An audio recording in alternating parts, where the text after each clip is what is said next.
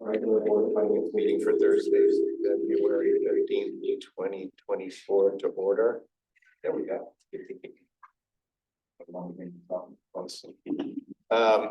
Thanks.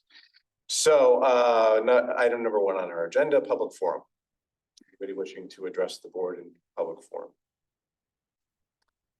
If not, what I'd like to do, if you'll all allow me to, is indicate or at least take a moment to acknowledge at our meeting this evening. Wanted to just again take a moment to remember one of our former longtime colleagues, Ken Gamerman, who passed away a week ago today on February 8th. And I was going through and I wanted to put some words together, and I couldn't resist. I came across this picture. Our illustrious cameraman will zoom in on as I put these words or say these words. This was actually a picture of his retirement when our first selectman gave him his certificate of 30 years of service. But just some words I wanted to say. When I first joined the Board of Finance in January 2007, at the very start of the budget season, with absolutely no experience reviewing a municipal budget, there was a seasoned veteran on the board by the name of Ken Gamerman. Ken made it a point to take me under his wing and help guide me through my first months of the budget process.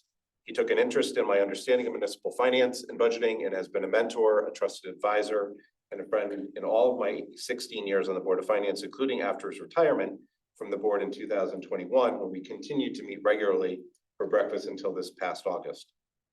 Ken served on the Board of Finance for 30 years, many of them as vice chairman, and was elected 7 consecutive terms. He was a man of exceeding capability, integrity, honesty, and fellowship. His dedication and passion to education on so many levels, both national and locally, and his commitment to public service and love for the Guilford community was truly inspiring. Ken sought to preserve the strengths of our town, yet always pushed for more efficient, cost-effective ways to provide the town and educational services expected by taxpayers of Guilford. He never shied away from asking the tough questions to understand the financial commitments required for certain items and the reasoning behind why we should appropriate funds for them. A little background, I believe his obituary, or there were some comments that just got posted today, but Ken graduated Phi Beta Kappa from Queens College, where he earned a master's degree in American history.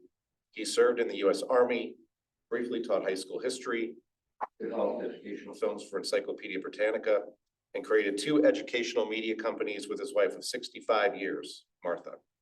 Ken's greatest passion, however, was his family. He was a devoted husband, a loving and supportive father to 3 daughters and sons-in-laws, and a compassionate grandfather to several grandchildren. A life well lived indeed.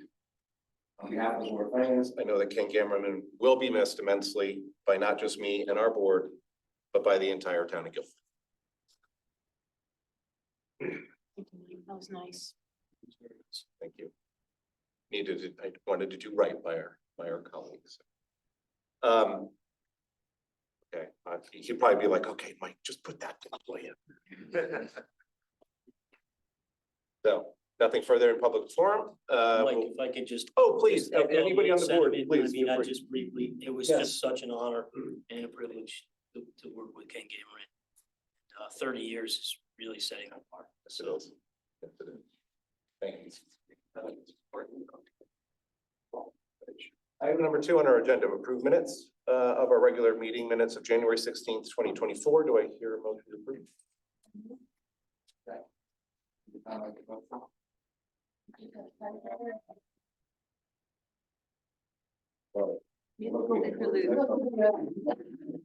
It's a big time. The spelling of Linda Trudeau under Board of Ed. And then I had a question I wanted to ask under item number 6 regarding capital. Ms. Malvey, you said they will be closing out a couple of the capital bond funds before the end of the year. Is that the end of, I mean, did you mean the end of the year? Like, this is February, so we have like 10 more months to go. The end of the fiscal year. Fiscal year. I have the same exact comment. Okay. Yeah, it was. Thank you. Yeah, sure, it was fiscal year. That was it. That was all I had. Anybody else on those minutes? Otherwise, a call question, all in favor? Aye. Opposed, abstentions? Great, thank you, everyone. Item 3, correspondence, standing building committee minutes. We have two sets. We have the January, which was, if you recall, early January, and then there are their regular meeting minutes from February 6th. So, don't know if Aaron is on from the board of, sorry, standing building committee. But does anybody have anything regarding standing building, either January or?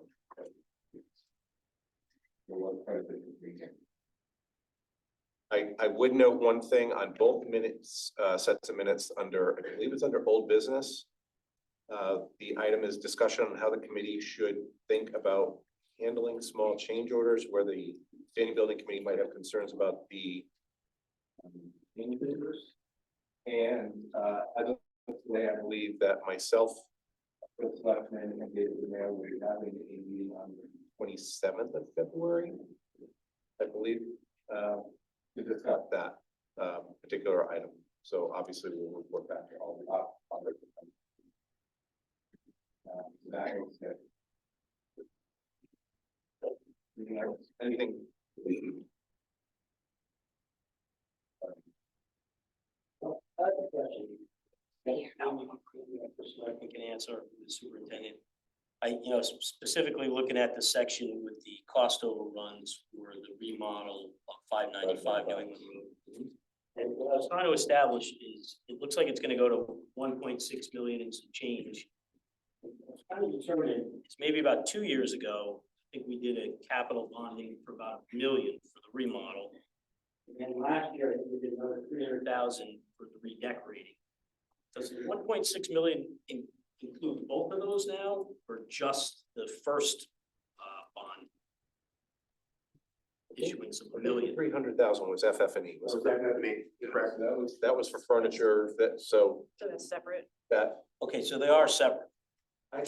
Separate items, so we're actually, it looking is a good question. at 1.6 for the, or so for the remodel, and then another 300 for the redecoration. So the initial bonding figure was approximately 900,000. Right. And that was, right, and then the following year, we came back and made the board and the town aware that we were adding an additional bond item for approximately 300,000 for the FF&E. We had originally designed the plan expecting to move over existing furniture. After we conducted an interview of our various offices, multiple locations, determined it would make more sense to add the FF&E line. So, but your question is, okay, so the 1.6, is that encompassing the 1 million, the 300,000 and the escalation? Yeah, Or is it are we more 1.6 closer to for 2 the million? construction plus the 300,000 is a different bond? That's all we have bonded at the moment. Back in play, so that's gonna increase again. Well, I guess we'll ask the question somewhat differently. The 1.6 includes or does not include the FF&E in terms of the bonding? I don't recall. And I know the prevailing, and I know it's going back out because of the prevailing wage issue, because the number went up. And I know that will add, based on my experience, it's probably somewhere around 10%, about a 10% on prevailing wage. I mean, that's kind of the average, doesn't mean it's, don't quote me on it, but that's just from experience prevailing wage. But it sounds like that's also from the meeting minute and from discussions that will be accommodated, based on the bond would be. So. Yeah, It sounds like the answer is not known. It might be part of that The larger number that's quoted, but it may not. Mary Jane will be able to get to you guys tomorrow, the total amount that has been bonded for this project. Then you guys can do the math and figure out what's left to be funded in some form of fashion. Right. Particularly in light of the prevailing wage. Yeah. Thank you. Anything else? Standing building community benefits. Item number 2, pension committee. Pension committee. On that.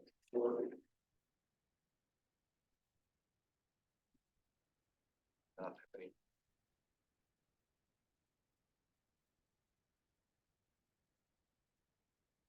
Item number 3 is OPEB.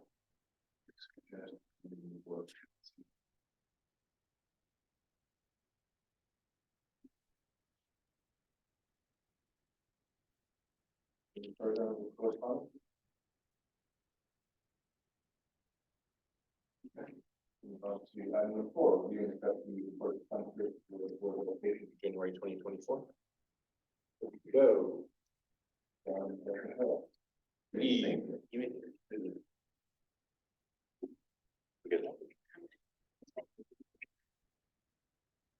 Okay, good evening. January financials as presented by the director of the team.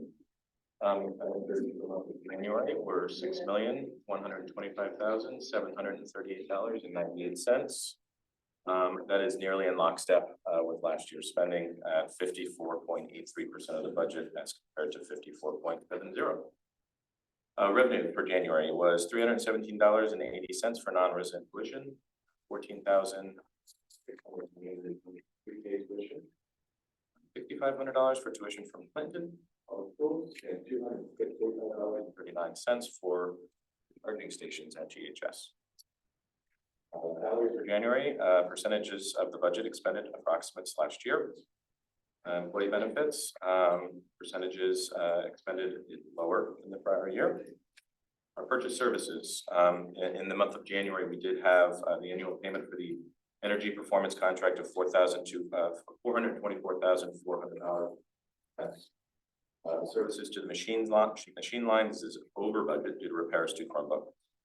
These expenses will be reimbursed from our Chromebook insurance funds.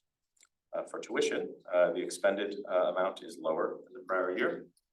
Supplies and materials, the percentage of the budget expended is lower than the prior year. The credit in the textbook line is due to the transfers of expenditures to the Right to Read grant. For capital, the budget expended is lower than the prior year. And transportation, the percentage of the budget is approximate to last year. The fuel line is higher than the prior year due to timing of deliveries and billing for the fuel from the town. And for the month of January, our warrants total $2,812,323.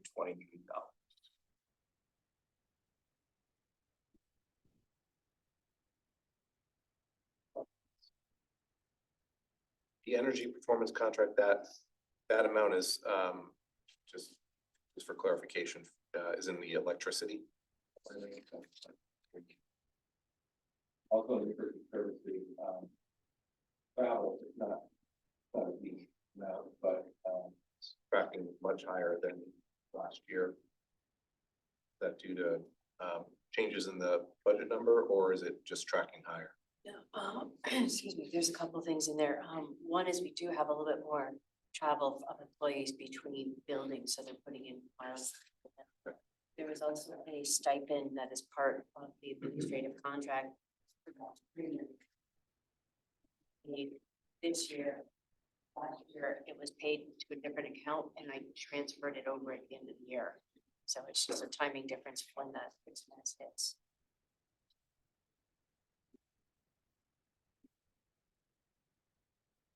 Maybe just a little insight into special services.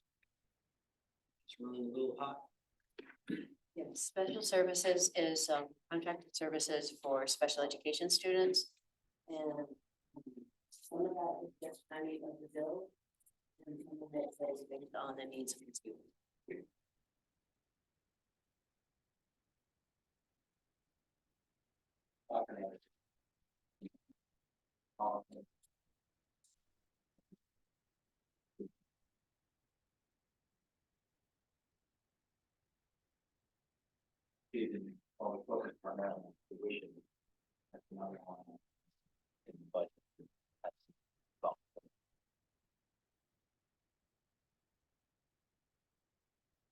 Maybe better ask standing building, I don't know, but when Johnson Controls came up, Are we still in the period where how are we doing with the savings? Are they ever reimbursing us?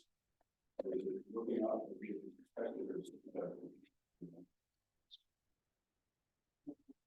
Not, okay, not sure. you're stuck with the bill. You don't see the other half of it.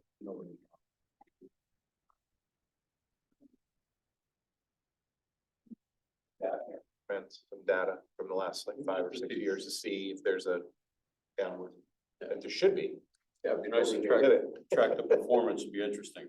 Update. Yeah, This was quite a while ago, but I'm curious, is Johnson Controls still doing the monitoring, measuring?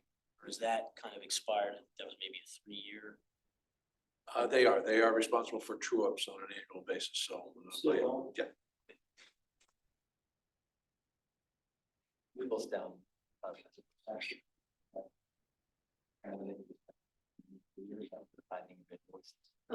It's, so last year we had a lot more contract negotiations and a few other legal. Two unions, so that'll pick up a little bit. Some of it's timing of special ed, there seems to be an uptick in some special ed legal coming up, so I don't think it'll be as high as last year. But there's also a difference in the budget, the budget was increased for this year.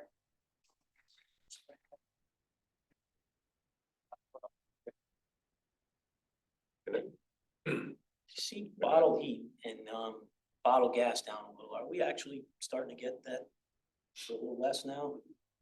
Energy costs? We signed a contract at the beginning, it's just timing. It is, we've locked in a rate a little bit better than what we were before. Okay. We were kind of doing a market rate before, so we have kind of stabilized the rate a little bit. It's only used in the kitchens at 2 schools, so we don't use a lot. So we really can get, a big discount on what we get. Okay. I know you had sent the tuition Yes. report to us earlier today, so assuming everyone got it, I always print out a copy because God forbid I try to look at it on the screen. I did notice that still under budget, which is good. But it's declined, that amount is a little bit 75-ish, 75,000-ish, 76. Excess cost. Yeah, so we did add 2 students. Yeah. To the report, but we also found out that the excess cost grant could be, would be reimbursed at a lower percentage than what we originally anticipated. So it's down to 68.1%, which we haven't seen it that low in quite a while. Actually, I don't know if I remember it being that low. It hasn't been under 70, and we were at 80, 81 last year. So I adjusted the exit cost that we had, so that alone was about $60,000. Thanks for the clarification. We spend a minute or two on instructional equipment, site improvements. I think you told us last one. Find my note on it. Instructional, the instructional line would be reimbursed by the capital lease. So that will come back within budget. We've submitted a request. She just went in, so we had to wait for an insurance certificate, so we had to get all that straightened out. So we just put in for the request for that, so that'll come back. Okay. Site improvement. That's. It's unanticipated projects, things that we come up that need to be fixed, water main, water issues. Repairs that need to be done. We have to maintain the building, so Need water. need water, we need to have a safe building.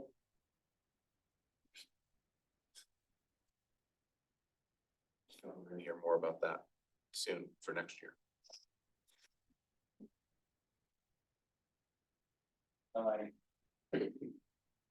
Move on from flooring. Question that I don't recall seeing, well, exactly. One of them is, let's see, page 4. Corporate payment systems. I'm sure this appeared numerous times, but So we have a district credit card that we are use for certain payments. And that's the way we have to make the payment. I saw a statement and a credit, so I was wondering what that. The other thing I noticed, and again, hadn't noticed it before, but, and of course, there's, all of these are name removed for privacy, so I'm not asking obviously for anything. But there were, work hours, November, December, that were associated with them, mileage I get. You know, 'cause I get the mileage thing, but work hours was, I don't remember So, seeing that before. Some of the special education students work within the community. Okay. And we pay them a stipend for their work. Okay. And then they take that paycheck and it's part of their Okay. further education of taking it to the bank and handling money and Life skills. life skills, shopping, so. Is that something recent that just started? It's been going on for. I always remember seeing the name remove privacy, so I get that, but I don't remember work hours. But I totally get it, and I thought that might be what it was, but I wanted you to. As we have expanded the transition programs, the one we do collaboratively with Madison and Clinton, and now the Transition Academy housed wholly here in Guilford, you're seeing more of that. Okay, well, and that's probably why it probably was one or two every once in a while, but there were quite a few of them for November, December. I just couldn't remember that many, so that's great. Fine. Anybody else have any questions on Warren? To Cogent for Guilford High School monthly maintenance, what maintenance for? The Ticogen, it's the. HVAC. HVAC, HVAC system in high school. Ticogen. Oh, start T. Thank you, thank you. And then, there was a payment for, New Solutions K through 12, a special ed review. What exactly do they do? Page 10. They're an outside evaluator. They're looking at our special education programming, pre-K through 4 specifically. They're looking at our staffing levels. They're also looking at the models that we are using around centralizing and creating some of the programs district-wide versus at home in the 4 elementary schools. We hope that they will make recommendations that'll help us to be more efficient, improve the quality and the efficiency of the programming that we're offering. Exactly right. They're here this week, interviewing teachers and administrators and central office staff. I sat with them just yesterday. And then one other question I had was on the employee assistance program. Are there many people that are using it? Do you know the numbers? Particular program? The employee assistance program. We do get kind of a high level report of what Yeah, is being used, and it is being used. so it's worth the 13,000 that the.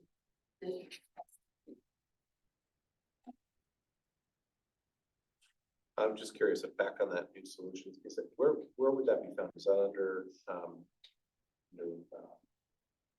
Professional services, it's in the professional services line. I'm sorry, just go back on that. This solution K to 12. Yeah, I think K through 12 is part of their name. We asked them specifically to look at our services K through 4. They're less centralized than anything else. It's our youngest students, and we have a significant investment in both certified and paraprofessional staff at that level. We wanted that outside opinion.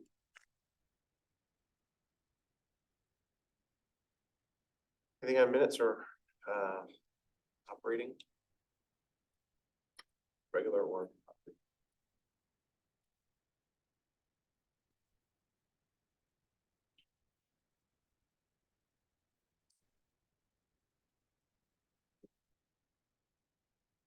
We got, that's it, that's all you got, okay.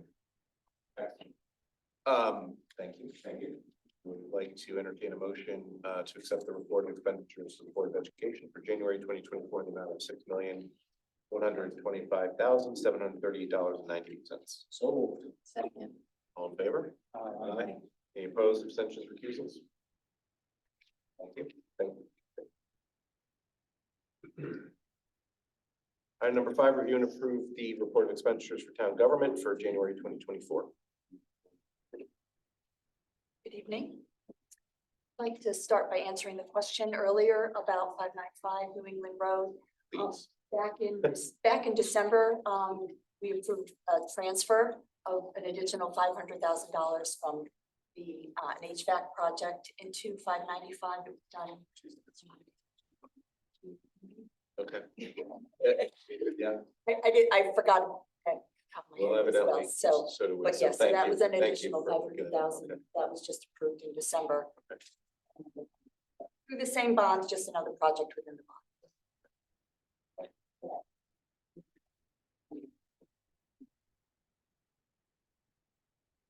Now to the good stuff.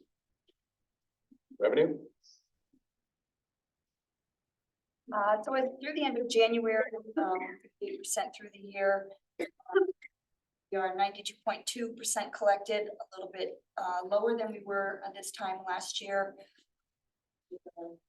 Due to how we increased our budgets. Couple of things I wanted to note. On the town clerk side, that is a little bit lower. We did increase her budget. And because the funding isn't coming in, you will see a reduction in her budget coming for 2025. On the flip side, under finance and the fire department, due to the increase in revenue this year, you will see an increase in the budgets for fiscal 25 for both of those. And we can discuss that as we move forward through the budget process.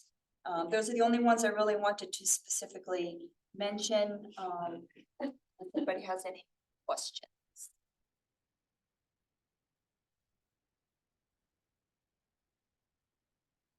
No, I know Parks and Rec. Park and Rec will come in they- later they in the come in year, later in yep. the spring. Come so, spring with yeah. the, So they're tracking higher than last year, but they're, behind, Correct. they always make it up. Anything else on anything revenues? Right. Expenses? On the expense side, we are 59% spent. Practically right on where we should be at this time. I will note that we have two line items that are showing overdrawn at the moment. First is a capital. We, as you know, when we go through the budget, there's a number of items that we expend, but that we use the funding that we've set aside in fund balance from the surplus from prior years. So that will be funded through that. The other one is the debt. As you know, when we budget our debt, we do use premium credits that we've received from our bonding, and we do budget a portion of those to be used to offset this budget. Our final bonding debt will be paid this month. So for once February is done, that number will be complete and I'll be able to come back to you for that transfer. Other than that, take questions on particular line items.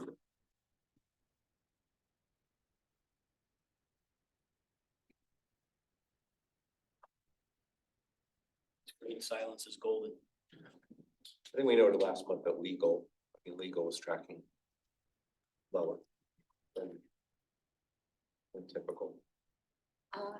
yes, we got some money in there for some contracts that we'll be working on second. That is gonna catch up. And kept up.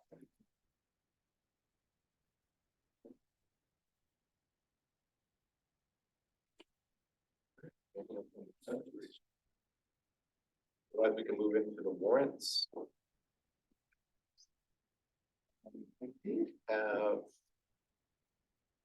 Couple of questions.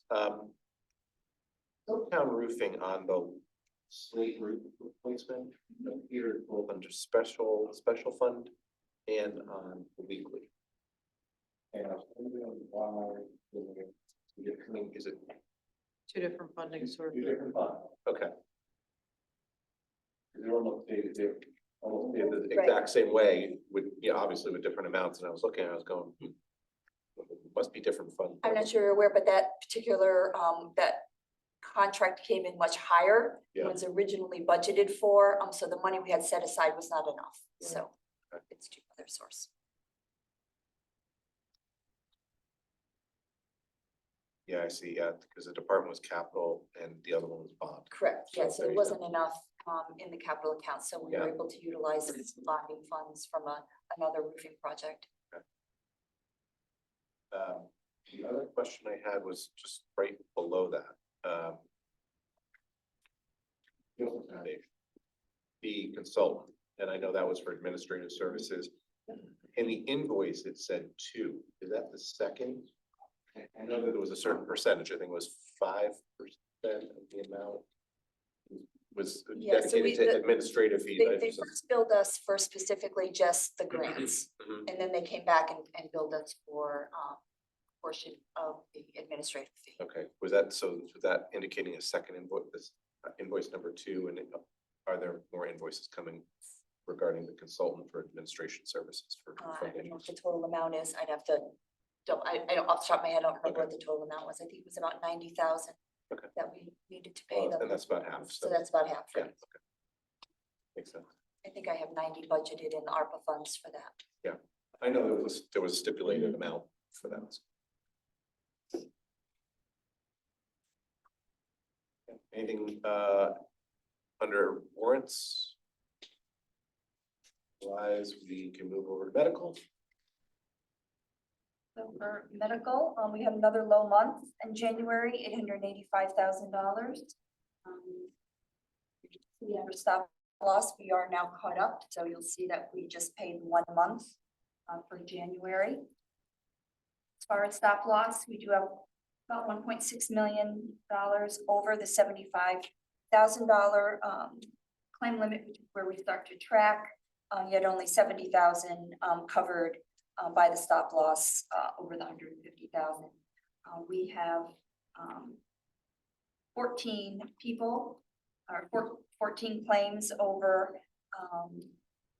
the 75,000, which is up 3 from last month, and 3 members over the 150,000, which is up 1 from last month. Still only 5% of stop loss at the moment. Projected surplus being $1.2 million. Again, we do anticipate the rest of the year to be about. Shows when you look at last When you look at last year, you see that, correct? year. And I do know we're in month number 7 now, and based on comments, I believe it was last month from the first selectman. I think we're getting to the point where in the next month or 2, we should seriously consider that if we want to let it play out a little bit more for the next couple months, but seriously consider taking some of the fund balance and maybe applying it to OPEB. So something to consider as a transfer, if it continues to trend this way, which it, of course, you know, may or may not.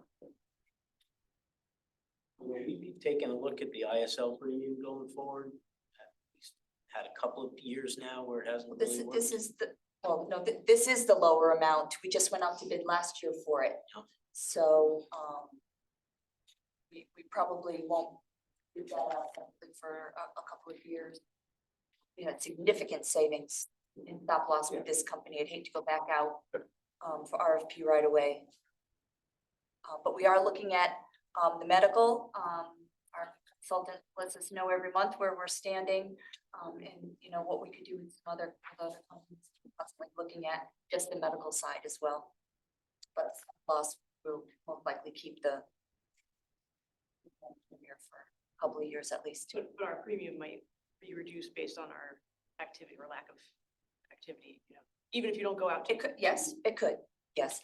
Although all of the medical is typically based on, you know, a few years of history, so. It'll help us at some point. It's Absolutely would. Have you done like a little look back to see if we've been able to cover our ISL premiums over the last few years? Well, we covered them Oh, yeah. every year for many years.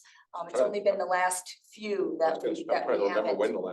the last time was. It Yeah. was I'd have to look it up, a couple but years ago. we consistently lost for most of the years. It's just been in the last few. How's the interface between, as when we switched the administrator and the company? You know, weren't the same as it was kind of one entity. Like, there was some transition Right, to so. that- to that new model. Well, so all of the claims were run through Anthem. So when Anthem was our stop loss carrier, it just flowed through, you know, we got the benefit of the stop loss. Now with the separate carrier, we pay a separate fee, you know, we invoice to stop loss carrier and they have to reimburse us. So that's lagging at the moment. But as you can see, we're only at, say, 60,000. We have a bill out right now for about 35,000, our first bill. So that's lagging at the moment. So there's always going to be a lag for the reimbursement back to us. That's really the only change to the process. But everything's working well, you know, as far as using, you know, with both companies. We're not experiencing any difficulty. Have we taken any money out of the surplus yet this year? No. Okay.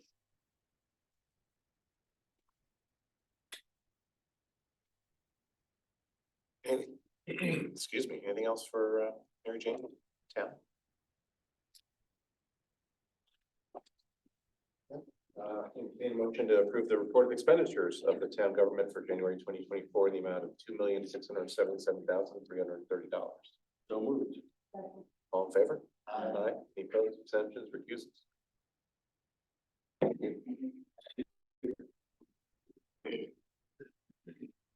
Item number 6. Receive the proposed Board of Education budget for fiscal year 2024-2025. Good evening.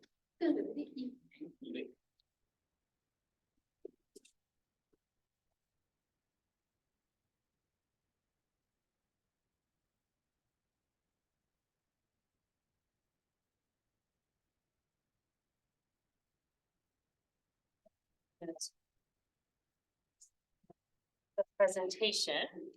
Start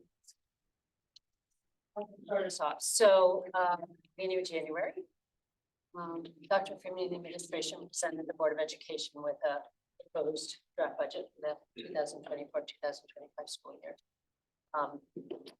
We had a month to really dive in. Dr. Freeman presented officially at our January 8th meeting. We held 2 public forums on the budget on Tuesday, January 22nd and Monday. We also received, Board of Ed members received a number of emails. There were foci of those communications. One was athletics. In October at our public forum on the budget, which is the time when both companies and say, you don't have a budget yet, but we'd really like you to think about X, Y, and Z. So athletics continued to be a discussion. We heard from a number of parents around kindergarten enrollment. This current school year we're in, there is a wider than typical variation in class size. So I think we've shared with you a number of times. For elementary schools, there's always going to be a little bit of variation. And the administration is looking at enrollment for months as we move into a school year, and the kindergarten is the biggest unknown until we get there. So there were requests that we look at enrollment, and honestly, there were requests for attempted equity enrollment, and there was a request for an additional teacher. Be important, just as I present a little bit of what we discussed. And I think that encompasses most of the public comment. We got an email from the music boosters just thanking the board for continued support of music and the arts in the schools. And we had a couple of questions concerned about our universal assessment, and Dr. Freeman and the staff, Dr. Goss, are able to assure people that in fact we do universal screening.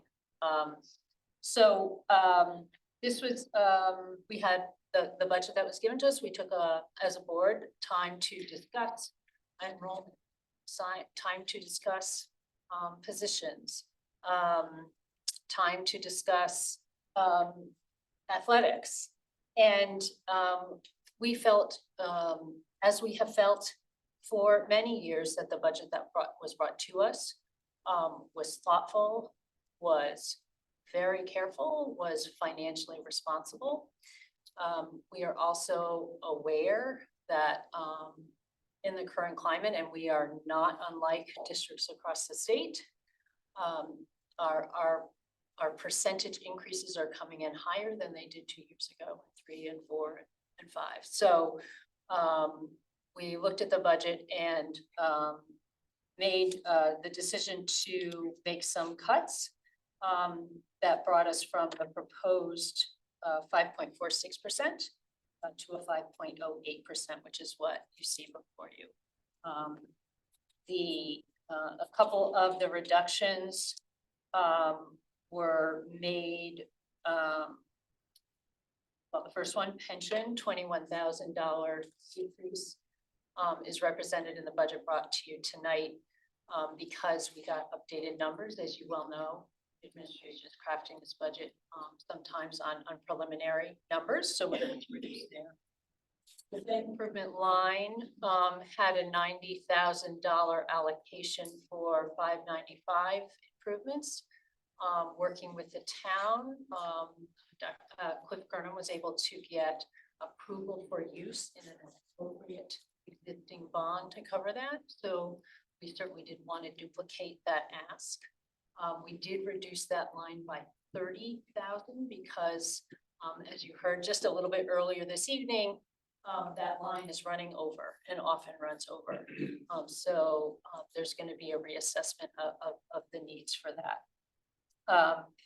In a long discussion around enrollment, we did decrease by one proposed classroom. Without going into a great deal of discussion, because we had three kindergarten classes at Lee this year with 13 apiece. Didn't feel like it was fiscally responsible to carry over class size that low into first grade.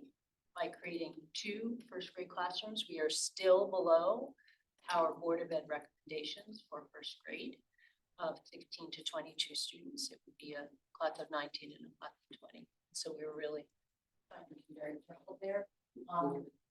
That need to avoid potential confusion, the request was for a 4th grade teacher at Leet. The Board of Ed decided to take that out of the budget, but then asked that there was essentially a shuffling right within Leet, so that the 4th grade gets the 3rd teacher they need, but that's going to come from a total that accommodates a switch from 3 to 2 first grade teachers. And then lastly, we had a discussion about safety monitors. There were 6 safety monitors funded with ARPA funds last year from the town. We had a long discussion about those. Also understanding the SROs, student resource officers, going to 3 next year. And so reduced the additional safety monitors by 4. That became a reduction then of $261,000 and again brought the budget down to 5.08.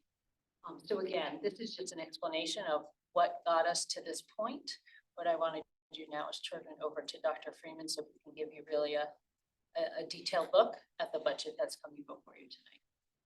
Thank you very much, Dr. Ballestreet, and thank you for having us tonight.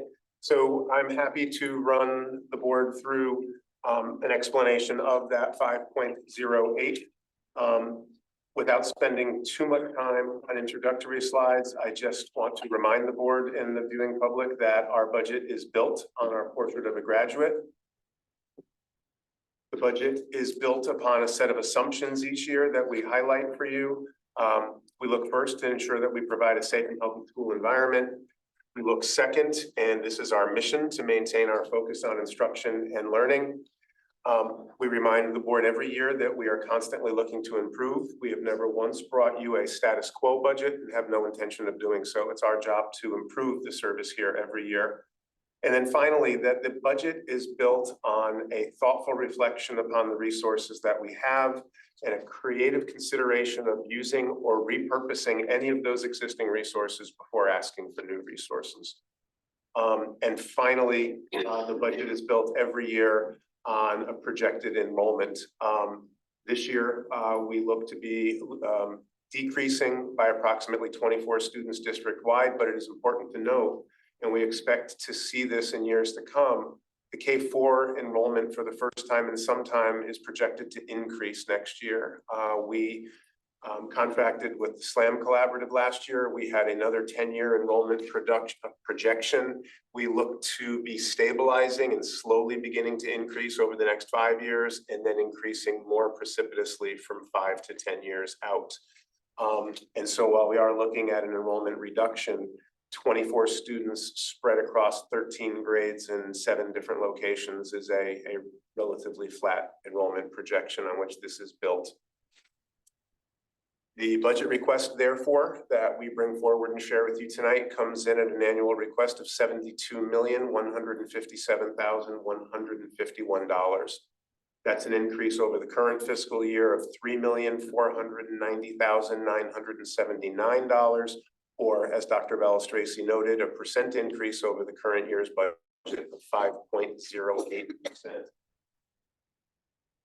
I do think it's important to put that request into some context. And so also, as Dr. Balistraci noted, the last 2 years have been years we recognize of significant increase at 5.18% and 4.78%. Both of those 2 preceding years, as you well know, were driven by significant medical cost increases. Those increases were driven much more by the medical increase than by discretionary investments that we were making in the program. The 6 years prior to that, we were running at below 2% increases. And so in some of this budget presentation tonight, I want to note that some of the instructional investments we feel have been deferred for the last several years, because the last 2 years we needed to focus on that medical increase and didn't feel that we could bring increases larger than the ones on the screen. But some of those investments we will point out to you tonight. Some of those deferred investments make an appearance in this budget. We will highlight those for you tonight. We also like to take a moment to remind, again, this board and the community that the budget is built on efficiencies as much as it's built on costs and investments. This year, we continue to look to special education. While it continues to be one of our most volatile and one of our most important areas to invest in, it has stabilized over the past several years. We are trending, while the cost continues to increase, we're trending better overall. The Transition Academy is another recent example of bringing a program in district. And while we invest in that local spending, it reduces the overall cost. It would be more expensive to be sending those students out for tuition-based placements elsewhere. Medical spending was a positive this year. After 2 years of really driving the cost, this year we actually experienced a reduction. There are increased instructional coaching positions at the elementary level specifically this year. We will, for the first time, be reaching a level where there is a dedicated math instructional coach at each elementary school and at the middle levels. We've never had that before. We've had dedicated literacy coaches, and math coaches have split buildings, shared that responsibility. We achieved that level this year, however, through restructuring. There's no additional monies requested in this budget for additional coaching positions.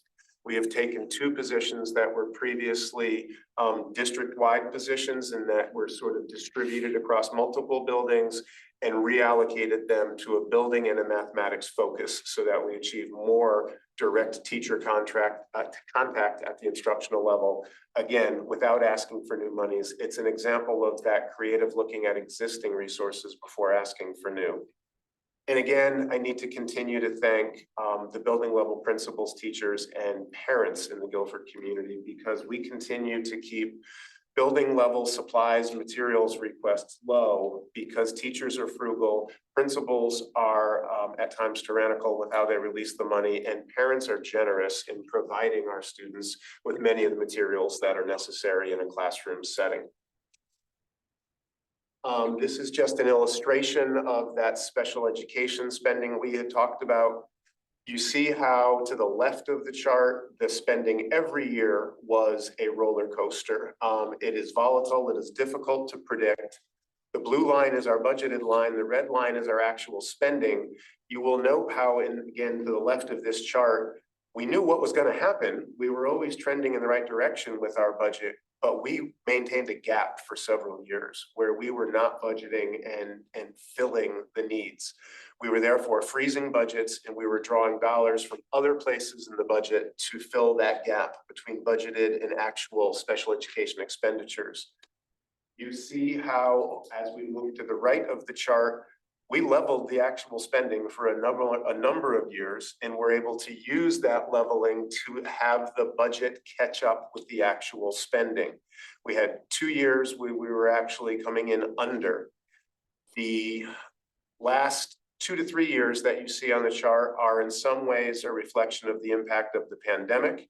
And most recently this year, that is in part impacted by a new state mandate where we are now responsible for students through the conclusion of the school year in which they turn 22. And that is a new expectation. Some years ago, we were responsible for students until the school year in which they finished their 21st birthday.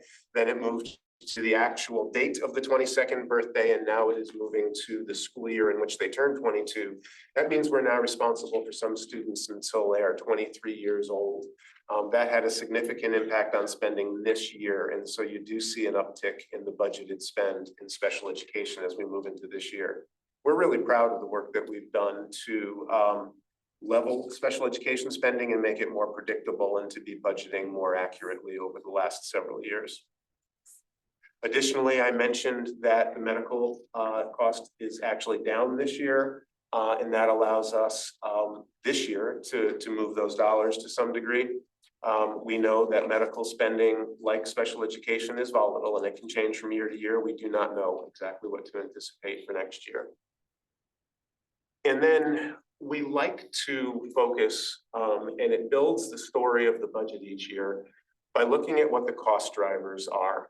We consider these cost drivers, these cost areas, in large part to be non-discretionary. And this year, there are 6 real cost centers that are driving in large part the increase that you see in front of you tonight and this year in this budget. The first is salaries. Dr. Balistraci mentioned the environment that we work in. This year, we are taking on for the first year a new teacher contract, and that teacher contract has more significant increases in each of the 3 years of the contract than we have seen before. That's not different in Guilford, and in fact, the contract that we agreed to with our teachers, while it is absolutely well earned, is lower than was seen in a lot of other districts. As we move into or continue into this area of teacher shortages, we are going to need to remain competitive with other Connecticut school districts if we want to be able to attract, hire, and retain the best teachers. So in large part, that is due to salary increases, not just in the teacher contract, but we've seen salary increases in other areas as well. It also includes increases in the cost of substitutes. We're having a harder time finding substitutes. When we have a vacancy and fill that vacancy, the pool is much more competitive. We're also oftentimes, in fact, not recognizing retirement savings when we have a vacancy. At times, we have had to fill positions at a higher cost than the teacher who has left. Recently, we had a teacher with some 17 years of experience who left us, and we ended up filling that position with a 20-year veteran from a neighboring district. And that's just the competitive environment that we find ourselves in. This salary increase that you see on this slide does not include any of the new positions, any of the investments that we'll talk about on the next slide. I want to make that clear. This cost would be here if we were simply rolling over existing positions from this year to the next. We again saw an increase in transportation, including the cost of fuel. This includes transportation for Regular education, the buses that we run every morning and afternoon, as well as special education increased costs for transportation and some increased costs for athletic transportation. It's a significant increase this year. While we continue to be proud of the programs that we build in district, and while those continue to provide both better service to our local students as well as helping us to control costs, tuition costs continue to be a reality, and they are going up again this year. It is simply some of our students require those services, we provide those services, and the costs are increasing. Contracted services, you mentioned during an earlier part of your meeting tonight. While we do keep more students at home, the students that we are keeping at home have significant needs, and at times we need to contract services in to supplement our own staff in meeting the needs of those students. And again, those costs are increasing as well as the student needs increasing.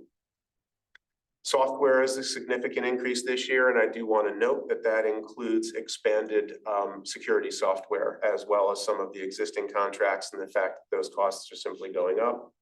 And while it's not a particularly large number, the cost of electricity is going up. So while we work with the different opportunities to reduce those costs continue to increase as well. And at times, all the work we put into keeping the costs down often becomes a cost avoided rather than an actual black and white savings that we're able to present to you.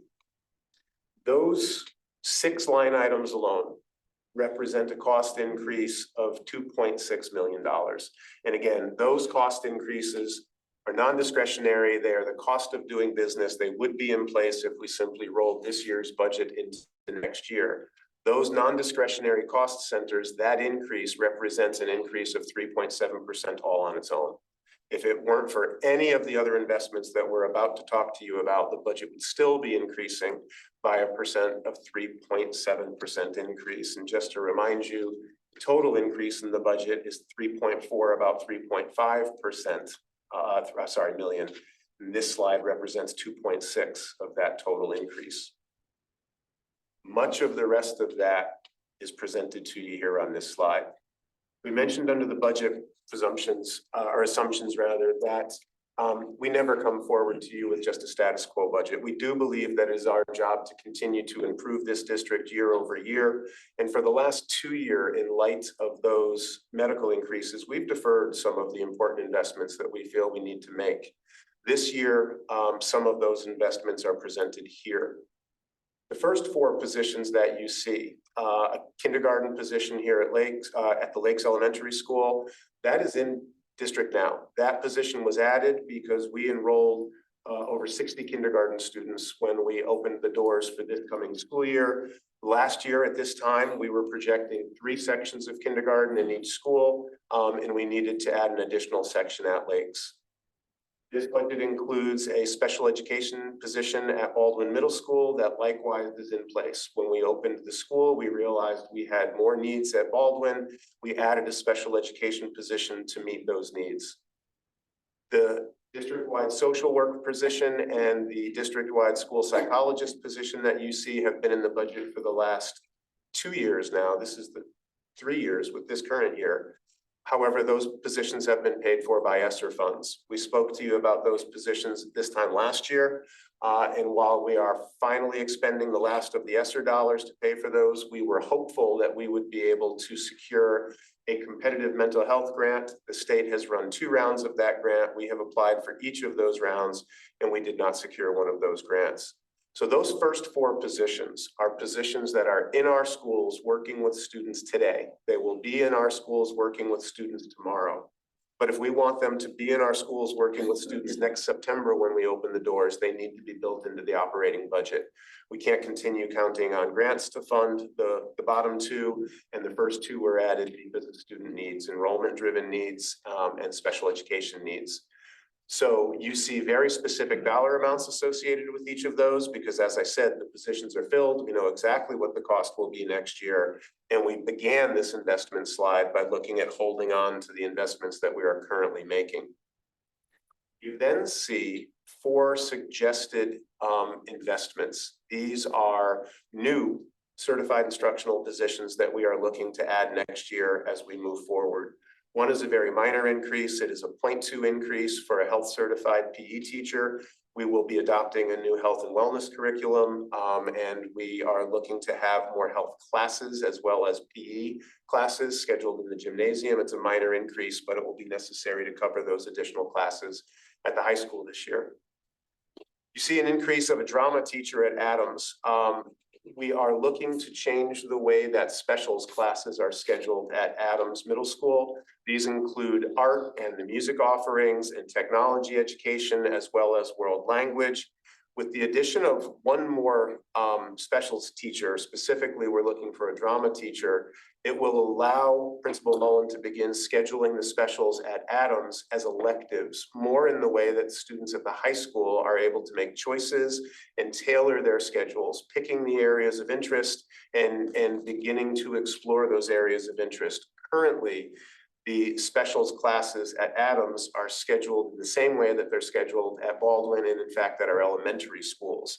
Every child takes an art class, takes a specific tech ed class, takes certain music offerings. This will give the students more control, more choice, and allow them to begin tailoring their experience in the 7th grade rather than waiting to the 9th grade to be able to make those decisions.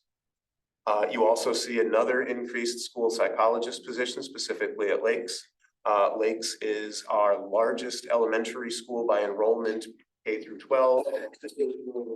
Two district-wide programs at this time of the district-wide pre-K program, as well as a program for students birth to 3 who need special educational services delivered in a school setting rather than at home. So again, that's an increased need. The board spoke about that a little bit earlier this week at their regular meeting. And another special education position, half-time, part-time special education position at Adams. The needs that we recognize at Baldwin this year move through Baldwin will be needs at Adams. And so again, you're seeing those investments there. The narrative of this year's budget is slightly different in that the importance of non-certified positions this year almost outstrips the importance of the certified positions that we've talked about. So all of those certified positions we see as important investments in the budget and in the programming this year. Additionally, that next cluster of bullets points to non-certified positions. In several of the meetings that the Board of Ed has had with our leadership team in the last couple of years, the principals have talked specifically about the importance of non-certified positions and in the way in which those non-certified positions insulate the teachers and the principals themselves in the face of this teacher shortage. When we are understaffed, when we have more teachers call out than we can find substitutes to come into a building for the day, somebody has to cover those classes and has to be with those students. And oftentimes that is a teacher covering a colleague's class. It is us collapsing 2 classrooms together, or it is a principal setting aside her work for the day and covering mathematics or art instruction. And that is not what we pay the principals to do. That's the most expensive substitute that you can find. When we have non-certified positions that are budgeted properly, assigned well, and when we can fill those positions, those non-certified positions insulate on the one hand, they reduce the number of absences we have. Teachers call out in addition to being sick because they're tired and exhausted. And when you are short your paraprofessional, when you are covering a colleague's class, when you are stepping up to be in recess duty as well as your own instructional and preparation periods, we're seeing the rate of absenteeism go up at the same time that we're having trouble filling para positions and finding substitutes. So this invests in a number of those ancillary positions, but I don't want the word ancillary to be heard or translated to unimportant. They're enormously important. This budget includes, as Dr. Balistraci noted, 2 additional safety monitor positions. This year, we've had 6 of those positions and they've been covered by ARPA funds on the town side.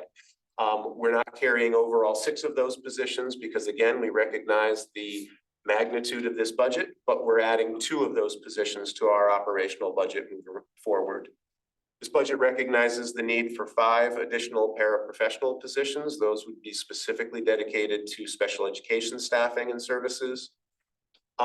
We include the addition of one HVAC maintainer position district-wide. I do want to note that that $90,000 increase in salaries has been reduced from a contracted service line. We believe that we will be better served having a full-time HVAC maintainer of our own, addressing needs when they arise, and in fact, doing more preventative work on our systems rather than calling in a service company to provide service. So this position pays for itself in a reduction that happens elsewhere in the budget. We've added a 0.5 custodial position as we see more needs at the Transition Academy as well as some of the offices. It's worth noting that central office position locations don't have full-time custodial staffing. And with the increasing enrollment at the Transition Academy, we see a need for a half-time custodian. And then a 1.0 health aide. This health aide travels among the elementary schools primarily, picking up services like scoliosis screening, hearing and vision screening so that the actual nurse assigned to the building can continue to focus on students, wellness issues, illnesses that crop up, and medication distribution. And by staggering, rather than doing all the vision screenings in the schools in the same week, we stagger those and the aide is able to travel around and provide those services. And so again, that's actually a position that should be listed as existing. That health position has been also covered with ARPA funds. Those expire this year. We've recognized the importance of having and want to continue that position. So the narrative this year is as much about the non-certified positions as it is about the certified positions. And Dr. Balistraci also noted that when we've had public hearings on this budget in past years and again this year, much of what we hear comes from the athletic community. So we continue a trend of making investments into the athletic program, adding more coaching positions. The first few that you see there are assistant coaching positions, but cheerleading is actually a head coach position, and this is the return of cheerleading. We eliminated it from the budget a number of years ago because of lack of interest. This year, we have had a cheerleading team and a cheerleading coach. It is all being done for volunteer, and the numbers are significant enough that we are looking to return it to the budget and support that program option as well as continued investment in ice and pool time. Since the ribbon cutting at the new high school and the renovations that have happened on the heels of that, like the addition of the second turf field, the renovation of the stadium turf field and track, the renovation of the tennis courts here this past summer, there is not a varsity high school athlete who competes on a surface that is older than 2015, now that those tennis courts have been renovated. But we don't provide a hockey rink or a swimming pool to the students who engage in those activities. For the past several years, families have raised the dollars to pick up those costs through contributions they make, through cookie sales, bake sales, car washes.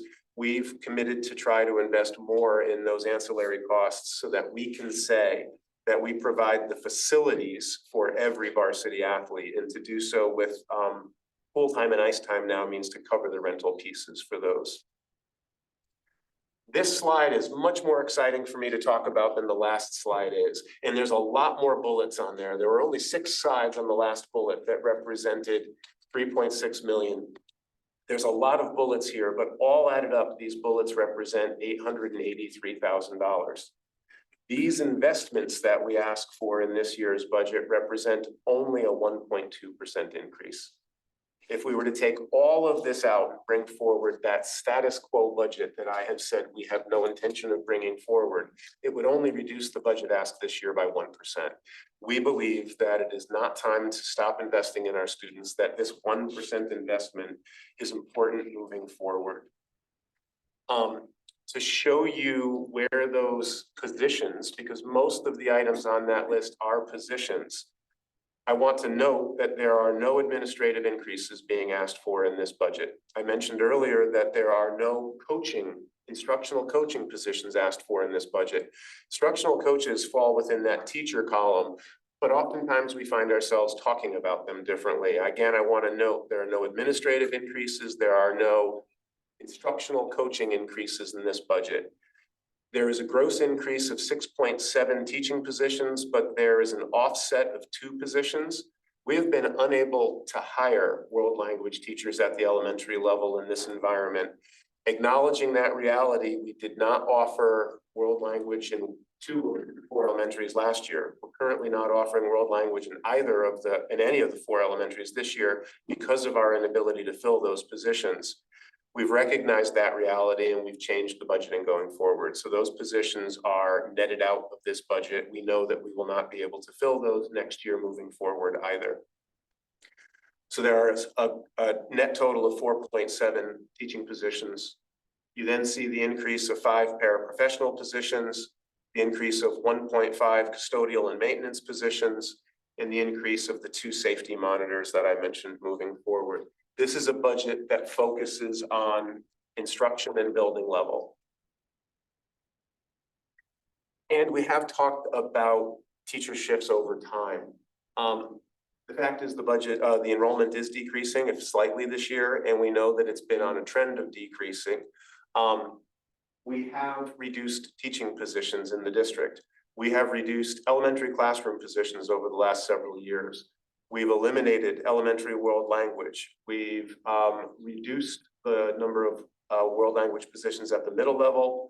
We've reduced PE, music, math, and a handful of years ago, we reduced a full 6 FTEs in English language arts at the middle level. While we have made those reductions in response to the enrollment declines, however, we have again repurposed many of those positions. We have increased with full day kindergarten, doubling the number of kindergarten teachers it takes to deliver that program. That's now 6 or 7 years ago, if not more. We've increased elementary art, doubling the number of positions in that area. And as you see this year again, we have been on a trend of increasing district-wide school psychologists and social workers, as well as special education teaching positions. While there are no instructional coach increases in this year's budget, there have been over the last several years, and we continue to believe that that is one of the best efficiencies. It's the best way to deliver professional development to our teaching staff by having on-site embedded professional developers. To be a little more specific about those special ed increases, from 2017 and 18 school year to this projected budget, we've seen the number of school psychologists increase from 5 to 8. We've seen social workers increase from 8 to 10. And significantly, as we have built those in-district programs that I have talked about that allow us to keep our kids in district, we've increased special education teachers in that time frame from 39 to 47. And we believe that is in part responsible for the leveling and the predictability that you saw in the special education graphic that we shared earlier.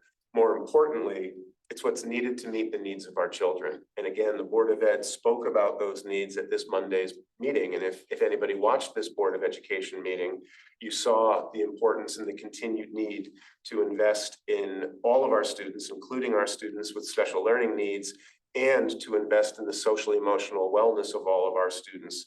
Remember that school psychologists and social workers, while they do support our special education population, support our entire school population and help students and families deal with the challenges and the struggles that they're facing. Again, we believe that the budget we bring forward this year, and while it's in alignment with the last 2 years, more than it's in alignment with the 6 years before that, we believe that the justification for that increase in part lies in that history. 6 years of increases below 2%. The most recent 2 years really being driven by those medical increases, the impact of the teacher shortage, and the fact that the instructional investments in this budget really are modest, around 1% when you compare it to the overall increase. We believe that there is good reason for making those investments and for moving this budget forward. We don't believe that this is a time to reduce the service that we present to our students. This budget invests in safety and security enhancements. It invests in the continued delivery of special services. It invests in the athletic concerns that we hear our community ask for year over year. Most importantly, it invests in that continual instructional and academic excellence that Guilford expects from our schools. I'm getting near done, I promise. In addition to the operational budget, we will be moving forward a bonding request this year as well.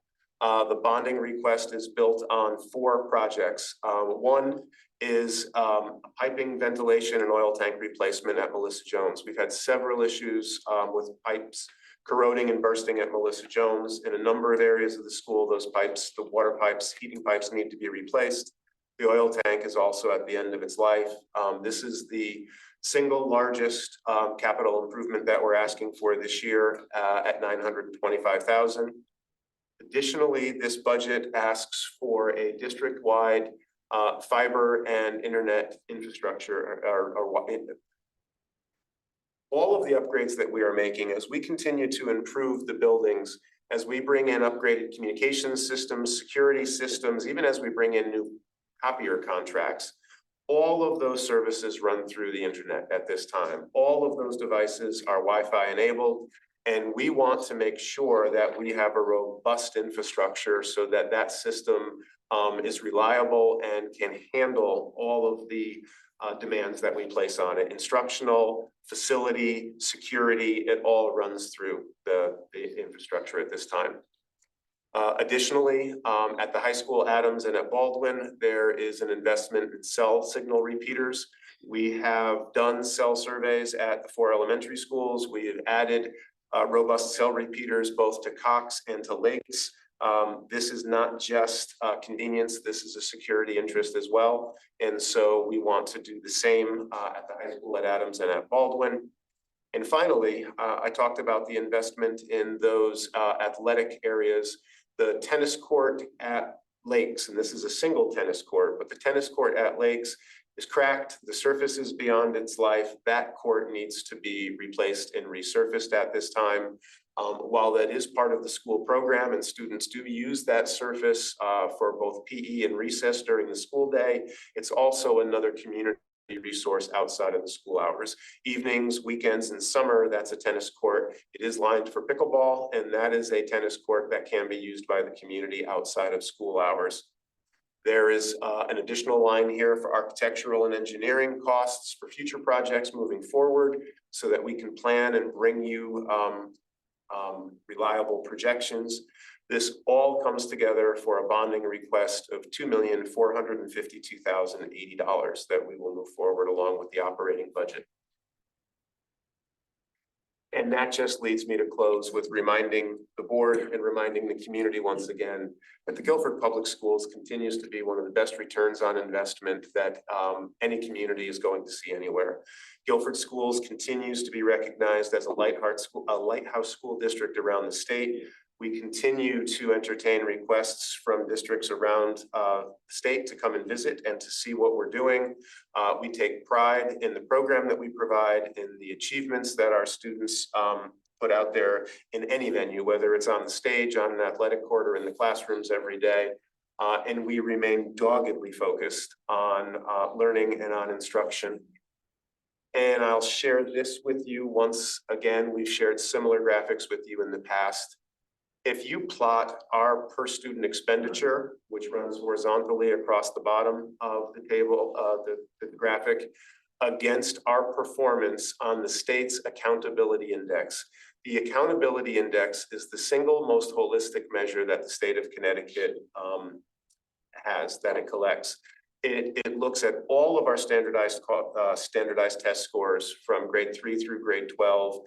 It looks at attendance. It looks at college course offerings. It looks at every facet. It scores each school district on 14 different criteria.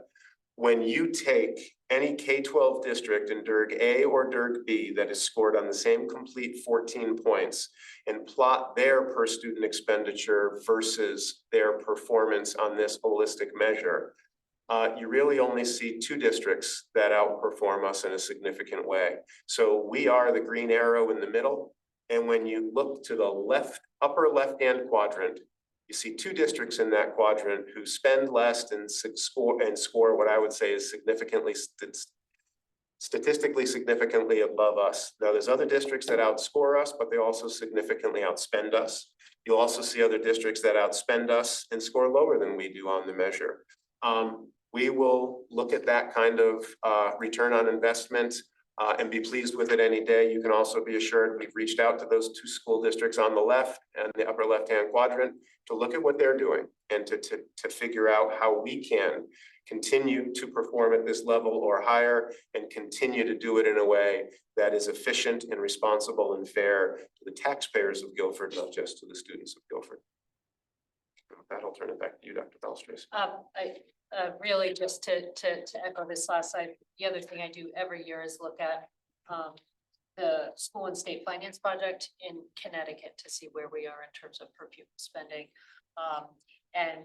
For the 2021-22 net current expenditures, which is the most recent data available across the state, Guilford is it's ranked 77 out of 166 school districts in spending, meaning that 76 districts are spending less per pupil, but almost 100 are spending more per pupil.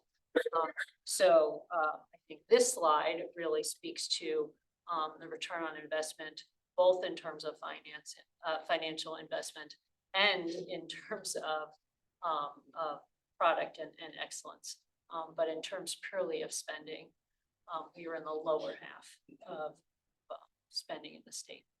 So we are here tonight and will be obviously as you move forward to answer any of your questions regarding this proposed budget. Thank you. Dr. Belstrace, Dr. Freeman, thank you very much. Just before we bring the town up on our first selectman, just a reminder, this goes for the town as well. We've been, as a board, involved in this process as well. So this is not the first time this is the first time we've received a formal presentation, which is typical. But going back, the Board of Education has been working on their budget for the last 5 months from when the initial budget forms were forwarded out.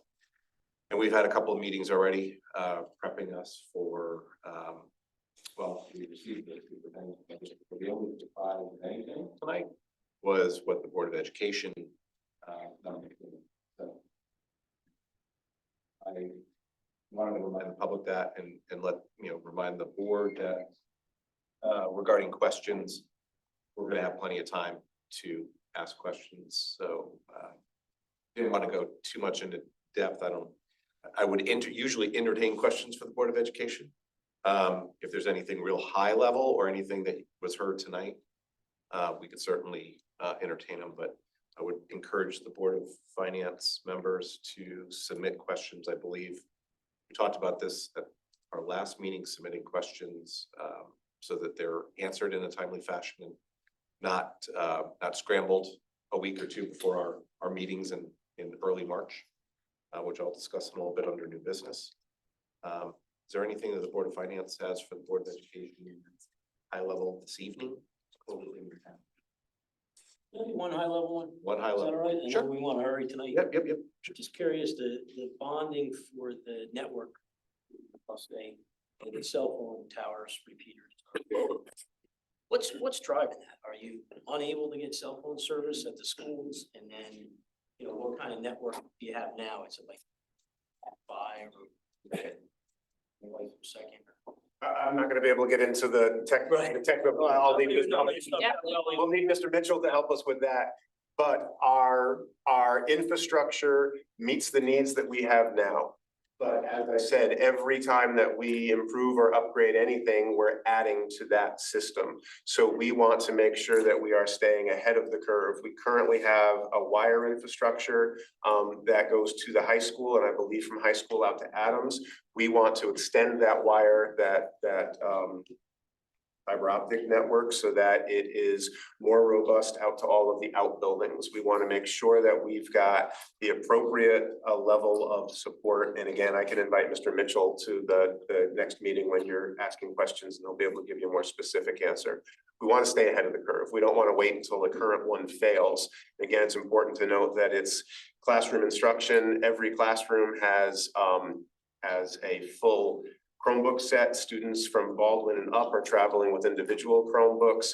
They all have projection in the room as we have here, as well as all of the new copiers come in and are on the internet. The new communication systems run over the internet, and some of the new security right? The buildings themselves, the facilities, everything runs through now. So we want to grow that out. We have cell service in all of our buildings, but our buildings are built out of block and steel. And so you don't get good, reliable signals in all areas of the building. And again, we want to make sure that we have solid, reliable cell signals everywhere in the building, not just for convenience, but it's also a safety concern as well. Right. I'll save a bunch for later. We look Usually a forward late to the night. Q&A part of the next couple of evenings together. Thank you again. And Mr. Els, I'll just mention, if you haven't seen it yet, we've responded to about 50 questions from the Board of Education in writing. We will make sure that we share that document with you, and then any questions that you submit to us, we will add to that, and I'm sure we'll be above 50 by the time we add your questions and responses to that written document. We just think it's a helpful way to track the conversation. That would be great. I would ask, I guess, it's more for Tracy. I believe this presentation you just gave us is actually on Board of Education website, right? It may still be the draft budget. If it's not, yeah, I'll make sure that after tonight, we wanted to share this with you tonight first, but it will be changed to this presentation tomorrow. Okay, so I just want to make sure. Oh, Is it? Great. Oh, great, okay. It's the same one you emailed to us, right? yes, Days back. it was, yeah. The budget is updated on the website, but the presentation The slides. are not, yes, Well, so the budget, yep, I'll make sure that, yeah, a lot of it is the same, it's the numbers. Yes, yeah. I just want to make sure that when we have our workshops and have the public meeting, that the latest are uploaded on our board pack, and also whatever the latest set of questions are. I did, again, old school, I printed it out when you got it, or sent it to us, and then all the questions as well. So just making sure that those PDFs or whatever are uploaded, so we have the latest information. Okay, and we just won't start a new document. We'll keep building on the 50 some questions we've already responded to. Yeah, that'd be great. Thank you very much. Excellent, thank you.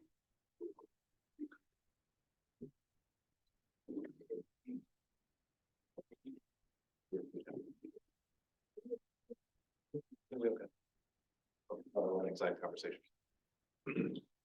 Well, let me ask the board. Come on up. You're on. I'll get you up there. When Linda sent the budget. You also sent an attachment, I think, questions, right? There were two attachments. Shows how old we are. I printed off the two attachments and it was sent to the entire Board of Finance. It should have been sent to everybody. We'll Resend it. yeah, you can just make sure and then resend it. I guess it'd be better just to resend it. In case it didn't go to the spam filter. Thank you. Okay, so now we're gonna go to item number 7. Oh, no, you guys there.